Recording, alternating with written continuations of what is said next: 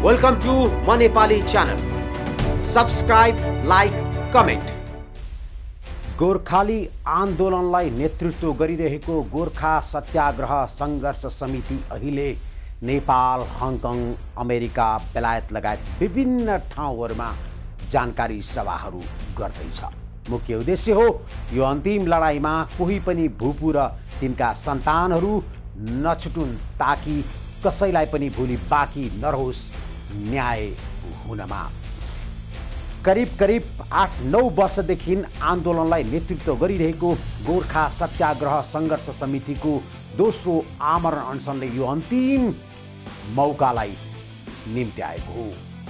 यो आमरण अनसनले दिएको यो सौभाग्यमा या मानौ यो मौकामा कोही पनि नछुटुन्, हामी पनि यही कामना गर्दछौँ। विभेदका श्रृङ्खलाहरू यदि मैले तपाईँलाई भने करिब वर्ष दिनभन्दा बढी लाग्छ होला। यति धेरै व्यथा छन्। हामी यतिखेर पूर्वमा छौँ। गएको पटक तपाईँले दार्जिलिङ, सिक्किम, कालिम्पोङ, खरसाङ लगायतका साथीभाइहरूसँग सिलगढीमा गरिएको जानकारी सभा हेर्नुभएको थियो। आज म तपाईँहरूलाई दमक लैजानेछु। जति जति भूतपूर्व गोर्खा बाबाहरू, बजेहरू भेटिन्छ नि, दाईहरूलाई भेटिन्छ नि, छाती पोल्छ उनीहरूमाथि भएको विभेद, असमानता। एकपटक सोच्नुहोस् त, एउटै जागिर, एउटै ठाउँ, एउटै काम, एउटै हात हतियार, एउटै रिक्स, अझ गोर्खालीलाई बढी रिक्स छ, तर सँगै बसेर खाना खाने अधिकार पनि छैन। एउटा यता अर्को उता। एउटाले आफ्नो प्लेटभरि ब्रेड, बटर, जाम, चिज, ससेज, मसरुम, उसिनेको गोलबेडा, फलफुल, दही, दुध सब पाउँछ। अर्कोपट्टि ब्रेकफास्टमा केवल 1 कप कालो चिया दिन्छ। विभेदको कुन पराकाष्ठ नागेको छ बेलायतले। यहाँ न भनी साध्य छ, न गनी साध्य छ। वीर गोर्खालीहरूको छातीमा कति चोट होला, कति पीडा होला, कति डाहा भएको होला। जबकि म पल्टनमा नगएको मान्छे, पल्टनका दाजुभाइहरूसँग, बाआमासँग कुरा गर्दा यदि मलाई गाह्रो हुन्छ भने जसले भोगेको छ उसलाई कति गाह्रो भएको होला।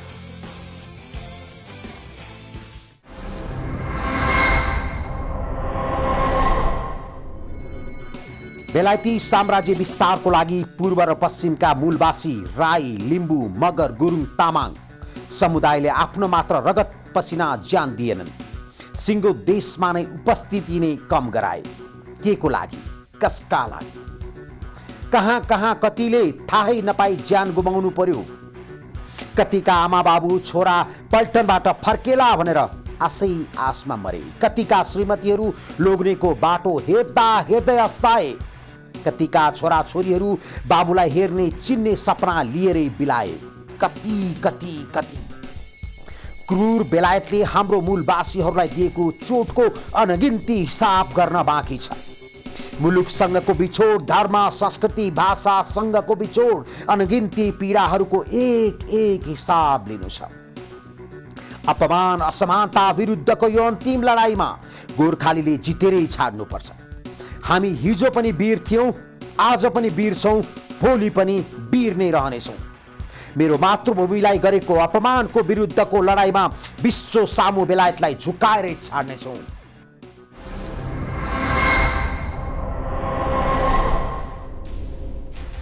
हो, हामी वीर गोर्खाली हौं। विश्वमा आफ्नो शक्ति र इमानदारिता प्रस्तुत गरेर जितेको नाम हो वीर गोर्खा। न कसैले दयाले दिएको हो, न कसैले भिखमा दिएको हो, न हामीले कसैको चोरेर खोसेर लिएको हो। रगत पसिना, धर्म, संस्कृति, भाषा, मुलुक गुमाएर पाएको नाम हो वीर गोर्खाली। आज हामीमाथि असमानता गर्नेहरू रजाई गरिरहेका छन्। आज नेपालमा मूलवासीहरूको जनसङ्ख्यामा नै कमी भयो। हेर्नुहोस् त, कतिजना सांसद हुनुहुन्छ, कतिजना मन्त्री हुनुहुन्छ, कतिजना सचिव हुनुहुन्छ, कतिजना सिडिओ हुनुहुन्छ, कतिजना आइजिपी, डिआइजी, एसपी हुनुहुन्छ। सेनामा कति हुनुहुन्छ? 0। शून्य बराबर छ मूलवासीहरूको उपस्थिति। बस यही हो, बेलायतले चाहेको पनि यही हो। बेलायतलाई नेपालको राजनीतिसँग होइन, केवल बेलायतले नेपालको राजनीतिमा खेलेर उसको लागि मर्न र मार्न तयार हुने सोझा इमान्दार बहादुर गोर्खाली चाहिएको थियो। अनि नेपालको तात्कालीनदेखि आजसम्मको सत्तालाई चाहिएको थियो मूलवासीहरू त्यसैमै रमाइरहन्, त्यही अल्झिरहन्, ती मरिरहन्, ती सडिरहन्, तर राजनीतिमा नआउन्, ताकि राजनीतिमा हाम्रो एक्लो वर्चस्व सदा सदा सदा कायम रहिरहोस्। सायद यसैलाई भनिएको होला ब्राह्मणवाद, ब्राह्मण नीति। कसैको कुलमा या कोखमा जन्मिएर होइन, नियतको विरोध गरिएको होला ब्राह्मणवाद, मुर्दाबाद भनेर। धेरै अनगिन्ती हिसाबहरू छन् हामीमाथि भएको अपमानको हामीले लिनुपर्ने। यो केवल राई, लिम्बू, गुरुङ, मगर र तामाङको होइन, यो हाम्रो राष्ट्रको हो। यो मेरो देशका मूलवासीहरूको हो, जसले यो धरतीमा ढुङ्गा फोडे, जङ्गल फाडे, सिँचाइ गरे, मान्छे बस्न लायक बनाए। आज तिनीहरू नै यो देशबाट पलायन भएर जाने क्रम तीव्र गतिमा बढिरहेको छ। बेलायत र नेपालका शासकहरूले यतिसम्म भनिदिए कि मूलवासीको सन्तानमा छोरा जन्मे लाहुरे बन्नै पर्छ, छोरी जन्मे त्यही लाहुरेको स्वास्नी बन्नै पर्छ, अन्यथा तिनीहरू दोस्रो दर्जाका मान्छे हुन् या क्षमताहीन मान्छे हुन् या मान्छे नै होइनन्। यति मात्र कहाँ हो र, आफ्नै बाबु आमाले पनि पल्टनमा जाने छोरा र पल्टनमा नजाने छोरा बीचको विभेद के गर्छन्, के बाध्य हुन्छन्। पल्टनेसँग विवाह भएको छोरीको मान सम्मान र पल्टनेसँग विवाह हुन नसकेको छोरीको मान सम्मानमा कति अन्तर छ तपाईँ आफै अनुमान गरेर हेर्नुहोस्। पल्टनमा जाने छुट्टीमा आउँदा सुँगुर काटेर भोज खुवाइन्छ भने त्यही नजिकैको छोरी ज्वाइँ आउँदा सुँगुर काटिन्न। विभेद छ। यो सब विभेदको मूल जड घर घर, समाज, देशभित्रै टुक्रा टुक्रा पार्ने नीति ल्याउने बेलायत अनि आफ्नो स्वार्थको लागि त्यसमा हैस्यमा हैस्य लगाउने हाम्रो राजनीतिक नेतृत्व। अनगिन्ती कथाहरू अझै बाँकी छन्। हामी भन्दै जाउँला, हामी सुनाउँदै जाउँला, हामी सुन्दै जाउँला, हामी लेख्दै जाउँला, हामी भोग्दै जाउँला।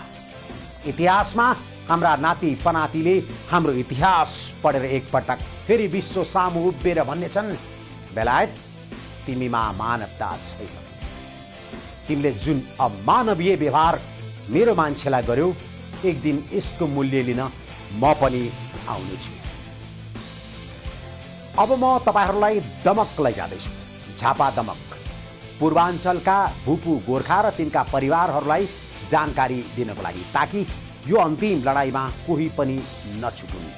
यसलाई दमकमै बसोबास गरिरहनुभएका रिटायर्ड क्याप्टेन बुद्धिबहादुर राईले आयोजना गर्नुभएको थियो।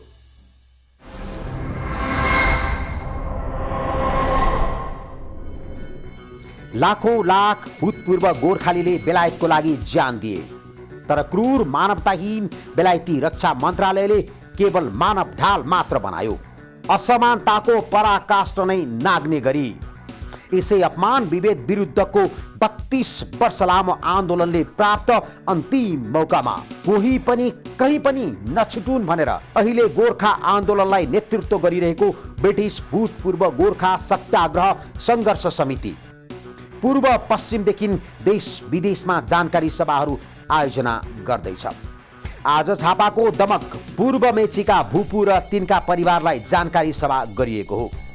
नेपाल संयोजक लाल घिसिङ, महासचिव, कोषाध्यक्ष, प्रवक्ता लगायत गोर्खा मेजर क्याप्टेन लगायतले यस जानकारी सभामा बेलायतले पटक पटक फुटाउ र राज गरेर नीति प्रयोग गरिरहेको हुनाले यसैमा सबैभन्दा बढी चनाखो हुनुपर्ने र यो पटक हाम्रो तर्फबाट कुनै पनि कमजोरी नहोस्, छल कपटी बेलायती सरकार र नियत खराब भएको नेपाल सरकारबाट नठगिनको लागि चनाखो हुन सबैले सुझाए।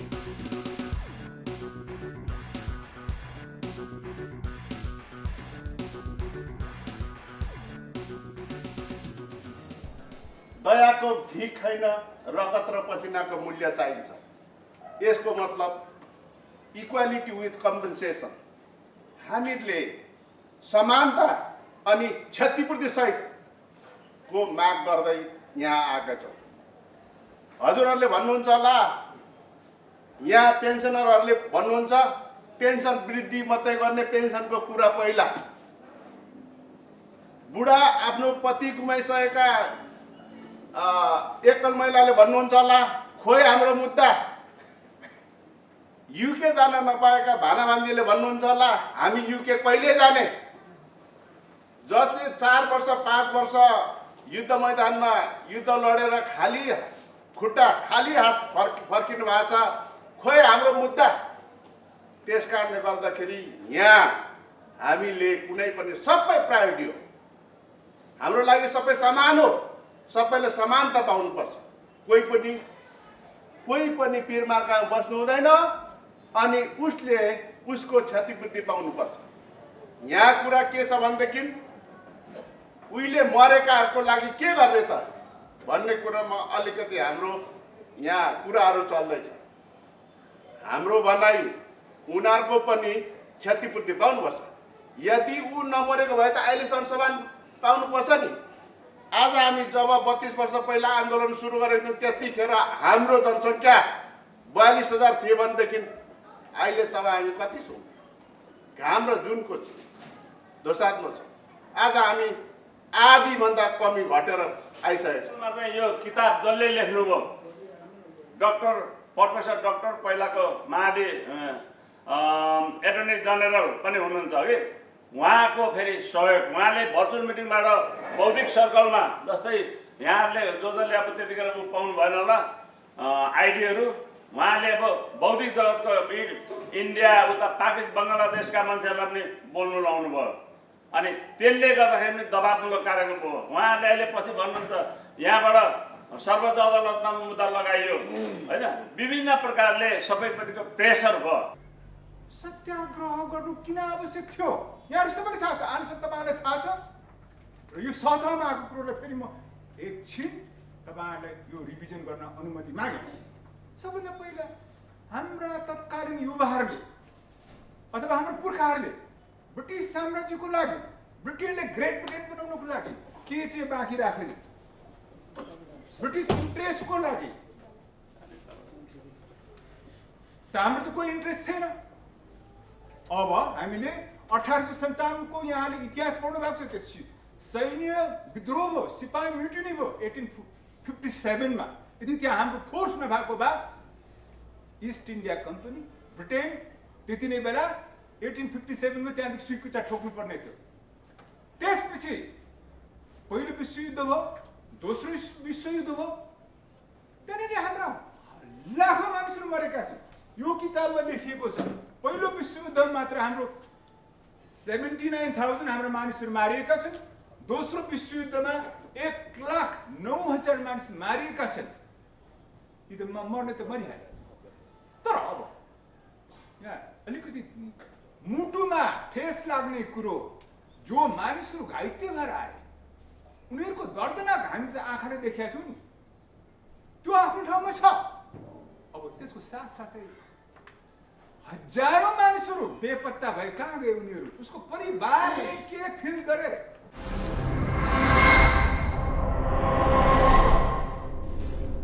अनगिन्ती अनगिन्ती अनगिन्ती कति छन् पीडाहरू, जहाँ गयो त्यही पीडाको बोध हुन्छ, त्यही आत्मग्लानी हुन्छ।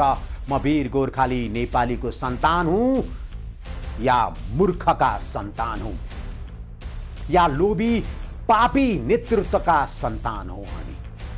हो चाहिँ को हामी? हामीले पूर्वको यो सिलगढी, धरान, विराटनगर, दमक यी यावत ठाउँमा जाँदा यति धेरै पीडाहरू बोकेर आएका छौँ जुन तपाईँहरूसँग हामी बाँड्न चाहन्छौँ। 100 वर्ष पुगिसकेका बाबा 4 वर्ष बर्मामा युद्ध गरेको 1 रुपियाँ पनि नपाई खाली हात फर्किएका थिए। उनी आज पनि त्यतिखेरको तकमा र त्यतिखेर 4 वर्ष अर्काको लागि लडेको युद्धको तलबको आशा गरिरहेका छन्। त्यो पाप होइन, त्यो असमानता, त्यो विभेद होइन कि उनले न्याय पाउनु पर्दैन? 47 जना उहाँहरू एउटै गाउँबाट भर्ती गरेर लगिएको थियो रे। साना साना बालकहरूलाई केवल 2 जना मात्र फर्किनु भयो। 45 जना बर्मामै युद्धमा कहाँ मरे, कसरी मरे, कसैलाई अत्तो पत्तो छैन। त्यति मात्र होइन, हामीले दमकमा एकजना वृद्ध बालाई भेट्यौँ। उनले हङकङमा एउटा दुर्घटना बच्चालाई भयो, बच्चाको मृत्यु भयो। यदि त्यो बच्चाको विरुद्धमा मुद्दा लडेको भए उसका आमा बाबुलाई जेल पर्छ भनेर आफै दोषी बनेर प्रस्तुत भए। तर पछि अदालतले बच्चाको गल्ती देखाइदिएपछि उनलाई दिएको कम्पनसेसन 1960s मा, कल्पना गर्नुहोस्, 1960 भनेको आजभन्दा 52-53 वर्ष अगाडिको कुरा हो। त्यतिखेरको 50,000 हङकङ डलर, त्यतिखेरको हिसाबले हेर्ने हो भने करिब 1 लाख रुपियाँ नेपाली, सायदै थोरै मान्छेसँग थियो होला 1 लाख रुपियाँ त्यतिखेर। उनको त्यो कम्पनसेसन एउटा फन्डमा राख्नु भनियो ब्रिटिस कमान्डरले, तर न उनले त्यो पैसा पाए, न कमान्डरलाई कुनै भेटे। आज पनि त्यो पैसा पाउने आशमा छन्। यदि पैसा नपाए विश्व सामु, मिडियाको सामु बेलायतको बेइज्जत गर्नेमा तुलिएका छन्। उहाँलाई पनि हामीले भेटेका छौँ। उहाँको कथा पनि हामी अरू श्रृङ्खलाहरूमा प्रस्तुत गर्दैछौँ। तर आजको लागि पनि यति नै।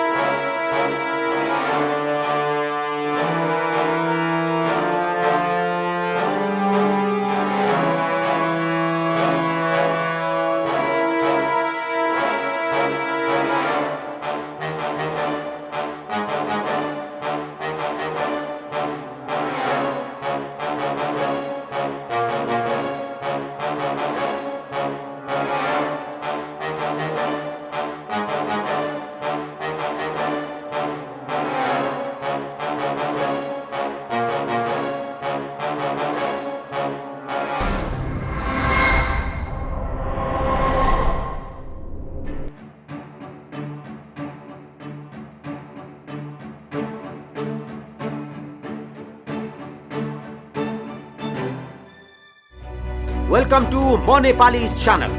Like, comment, subscribe.